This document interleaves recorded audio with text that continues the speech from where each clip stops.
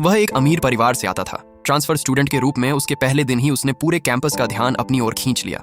लगभग हर लड़की उसकी तरफ आकर्षित हो गई। सिर्फ एक लड़की ने कोई प्रतिक्रिया नहीं दी। उस लड़की का नाम ग्रे था। उसके माता पिता उसके बचपन में ही गुजर गए थे, इसलिए उसे अपनी आंटी के साथ रहना पड़ा। इस तरह की परवरिश ने उसे अपनी उम्र के बाकी बच्चों से ज्यादा जल्दी समझदार बना दिया। अपने परिवार का आर्थिक बोझ कम करने के लिए उसने एक कन्वीनियंस स्टोर में पार्ट टाइम नौकरी कर ली। वह कभी स्कूल कैफेटेरिया में खाना नहीं खाती थी। हर दिन वह वही खाना खाती थी जिसकी एक्सपायरी डेट करीब होती थी। यही वह लड़की थी जिसने बिल का ध्यान खींचा। पहली बार उसे देखते ही बिल उसमें दिलचस्पी लेने लगा।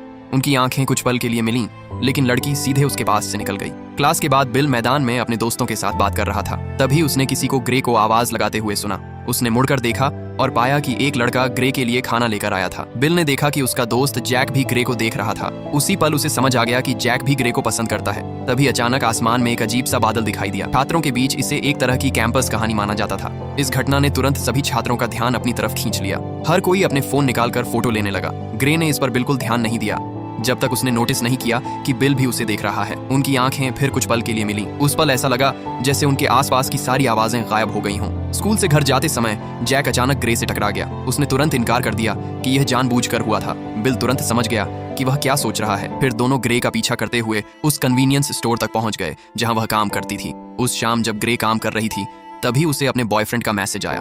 उसका बॉयफ्रेंड चाहता था कि वह उसके साथ गेम खेले, लेकिन ग्रे के पास बिल्कुल समय नहीं था।